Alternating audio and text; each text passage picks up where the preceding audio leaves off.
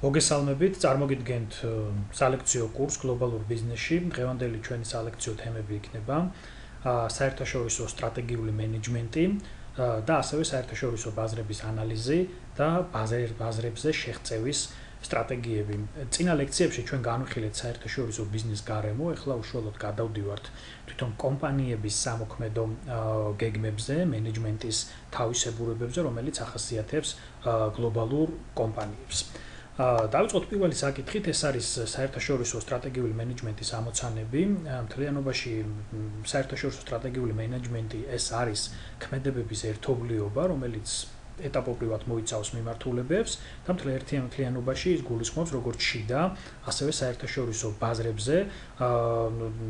დაგეგმვას, ამ დაგეგმვის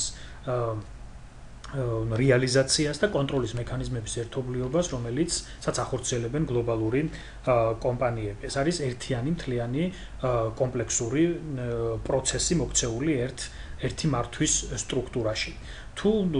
ერთი ბაზრის შიგნით შედარებით მარტივია სტრატეგიული მენეჯმენტის განხორციელება, რადგანაც ბაზრის შიდა ბაზარზე, ქვეყნის შიდა ბაზარზე პრაქტიკულად ყველა მიმართულება, რომელიც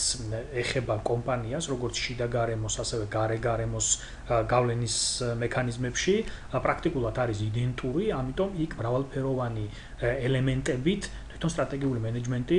დაკომპლექტებული არ არის, მაგრამ როდესაც საქმე გვაქვს კომპანიასთან, რომელიც რამდენიმე ბაზარზე ოპერირებს, მაგალითად ამერიკული კომპანია, რომელიც მოქმედებს როგორც ევროპის, ასევე აზიის, აფრიკის, სამხრეთ ამერიკის თუ ავსტრალიის კონტინენტებზე, მას უხდება თვითონ ამ კონტინენტების შიგნითაც შეხება ძალიან ბევრ ქვეყანასთან, რომლებიც ერთმანეთისგან არიან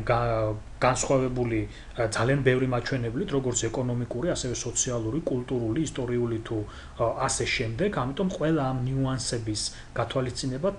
თავს იყრის სტრატეგიული მენეჯმენტის კომპონენტებში, რომელიც შემდეგ ბუნებრივია ამ ყველა დეტალს ითვალისწინებს. ბუნებრივია ასეთ პირობებში უფრო მნიშვნელოვანია, რომ ეს მოქნილი სისტემა არსებობდეს, რადგანაც ასეთ მასშტაბში მენეჯმენტის განხორციელება, რა თქმა უნდა, დაკავშირებულია ბევრად უფრო მნიშვნელოვან ხარჯებთან. ზოგადად, სტრატეგიულ მენეჯმენტში შეიძლება გამოვყოთ და მის ამოცანებში პირველ რიგში არის კონკურენტული უპირატესობის მოპოვება სხვა იმ კომპანიებთან, რომლებთანაც გლობალური კომპანია შედის კონკურენციაში, ასევე ხარჯების შემცირება, ბიუროკრატიული მექანიზმების უფრო მობილურობა და ჯამში ყველაფერი ეს კავშირშია, რა თქმა უნდა, ხარჯების შემცირებასთან. ჩვენ შეგვიძლია ვთქვათ კონკურენტული უპირატესობის სამი ძირითადი ვექტორი, რომელზეც აწყობილია მთლიანობაში სტრატეგიული მენეჯმენტის ამოცანები.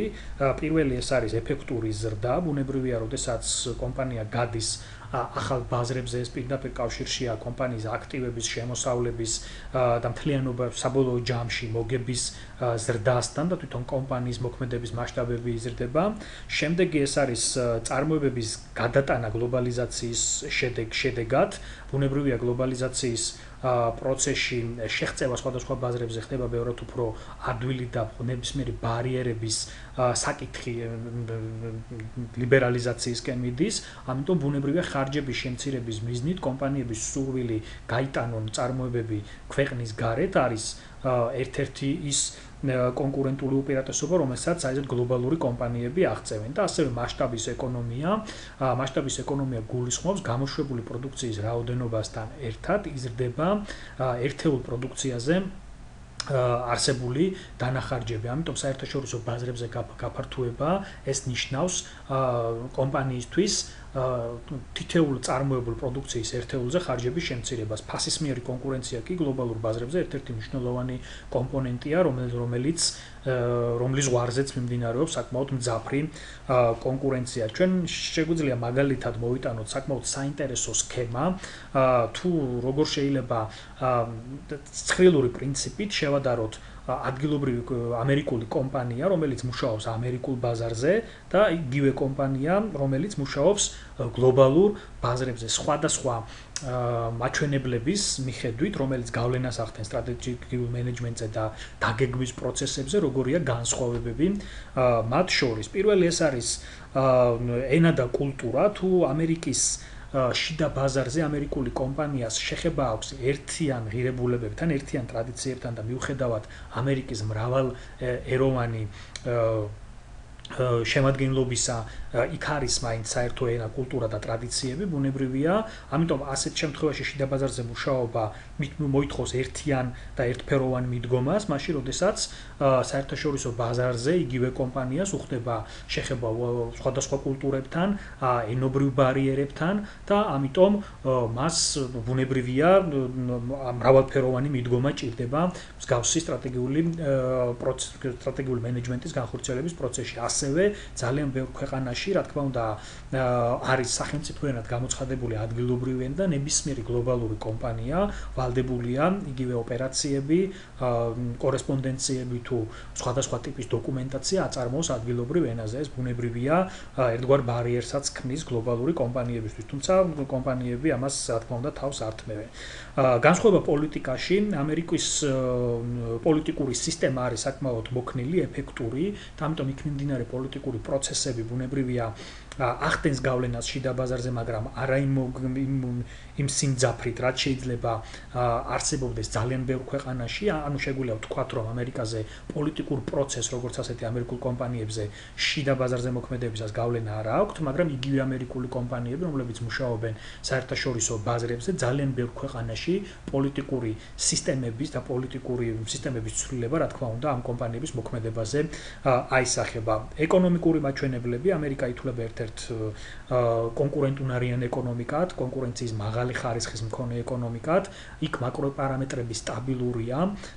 ასევე ერთ სულ მოსახლეზე საკმაოდ მაღალია შემოსავლები და ბუნებრივია ასეთ პირობებში კომპანიებს უფრო უადვილდებათ ოპერირება, მაშინ როდესაც ძალიან ბევრ ქვეყანაში და იმ მრავალფეროვან ქვეყნების სპექტრში, რომელშიც იგივე ეს კომპანიები მოქმედებენ, ბუნებრივია, მათ უხდებათ სხვადასხვა შემოსავლების მქონე ქვეყნებთან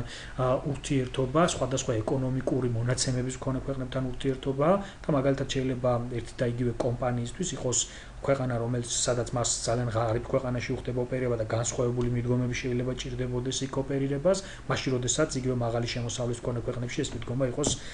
განსხვავებული. სახელმწიფო ჩარევა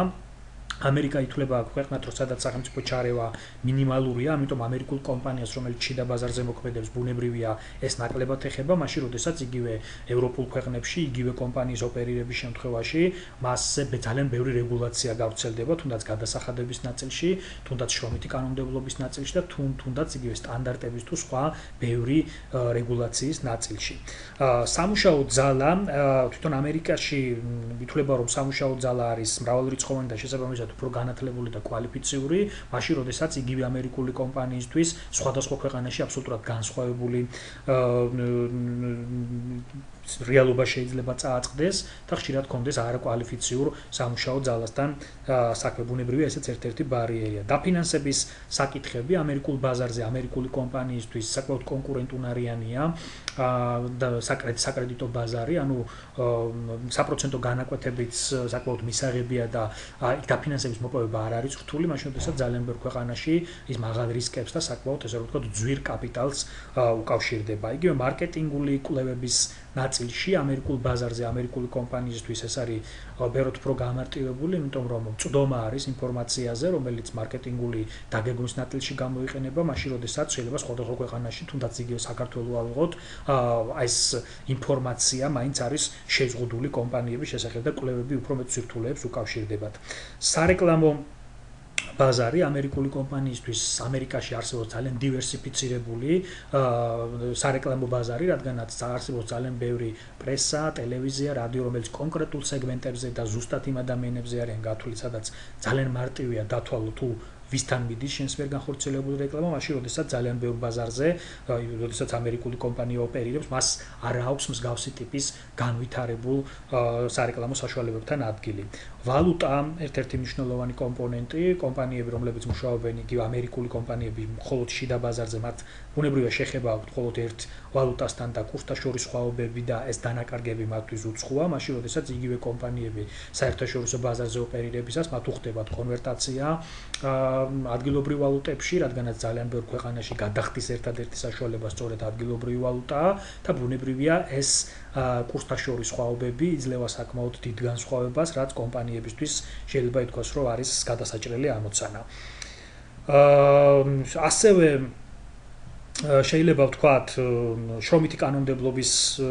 ნაწილში შრომითი კანონმდებლობა ამერიკაში ძალიან მარტივია სამუშაოსზე ადამიანის მიღება, ისევე როგორც სამსახურიდან გათავისუფლება და ეს არ ითხოვს ძალიან ბევრ საკომპენსაციო რესურსს, მაშინ როდესაც იგივე ევროპის ქვეყნებში ამერიკული კომპანიისთვის ეს უფრო მეტად გართულებული იქნება, იმიტომ რომ იქ დასაქმებულს იცავს ძალიან ბევრი ნორმა, იგივე პროფკავშირები, იგივე კანონმდებლობა თუ ასე შემდეგ. რაც შეეხება კონტრაქტების ნაწილში, ამერიკაში კანონზუსესობა არის ერთ-ერთი მნიშვნელოვანი მომენტი, ასევე ამერიკული კომპანიისთვის ძალიან მარტივია იქ ადგილობრივი სასამართლო სისტემით თუ კერძო საარბიტრაჟო სისტემებით დაიცვას საკუთარი კონტრაქტები დარღვევისაგან, მაშინ როდესაც განსაკუთრებით მესამე დონის ქვეყნებში კომპანიები არ არიან დაცული თვით სახელმწიფოს მხრიდან უგულებელ ყოფილი იქნას ის კონტრაქტები, რომელიც თავის დროზე გაფორმდა, ამიტომ ეს ნაწილი საკმაოდ ბევრ ქვეყანაში აქტიურად დგას, იგივე მაგალითად საუდის არაბეთში თუ სხვადასხვა ტიპის ქვეყნებში, სადაც კონტრაქტების დარღვევა ძალიან ხშირია და კერძოდ ის ვალდებულებები, რომელიც აღებული აქვთ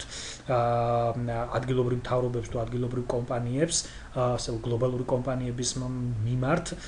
ხშირად ხასიათდება შეუსრულებლობით და ბუნებრივია ადგილობრივი სასამართლოები ხშირ შემთხვევაში იცავენ ადგილობრივ ინტერესებს და ყოველ შემთხვევაში ეს დგას ერთ-ერთ რეალურ პრობლემად. და ასევე სატრანსპორტო და ლოჯისტიკური ხაზები, ამერიკა ითვლება ქვეყანად, სადაც ადგილობრივი კომპანიებისთვის ლოჯისტიკური და სატრანსპორტო ინფრასტრუქტურა არის ერთ-ერთი ყველაზე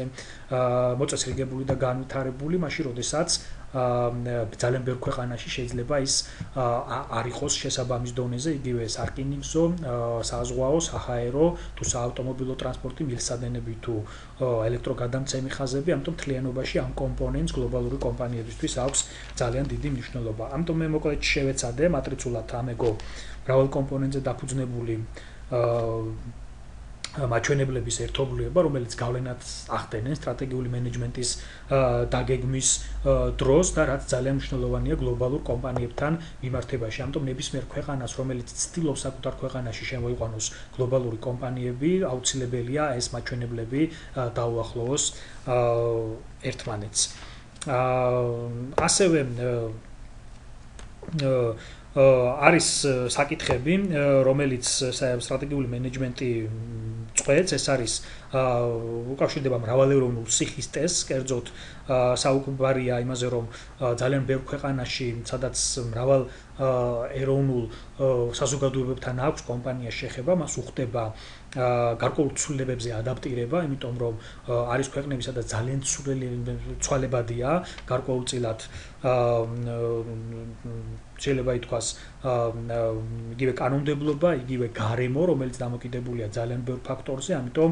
კომპანია, რომელიც მუშაობს გლობალურ ბაზრებზე, მას ძალიან ბევრ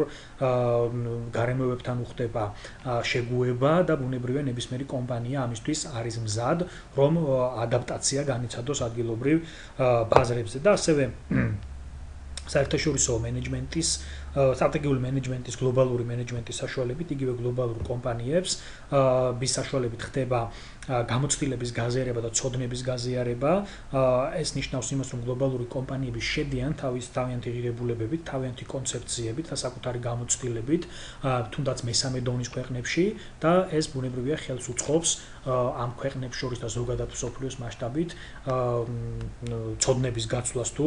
გამოცდილებების გაზიარებას, რაც საბოლოო ჯამში აისახება იმ ქვეყნის პოზიტივზე, რომელიც შედარებით ნაკლებად არის განვითარებული. შემდეგი საკითხი ჩვენ გვაქვს სტრატეგიული ალტერნატივები თუ როგორ ირჩევენ კომპანიები ალტერნატივებს, როდესაც აპირებენ გლობალურ ბაზარზე ოპერირებას და როგორია სტრატეგიული მენეჯმენტში ამ არჩევანის გაკეთების დროს მნიშვნელოვანი საკითხები.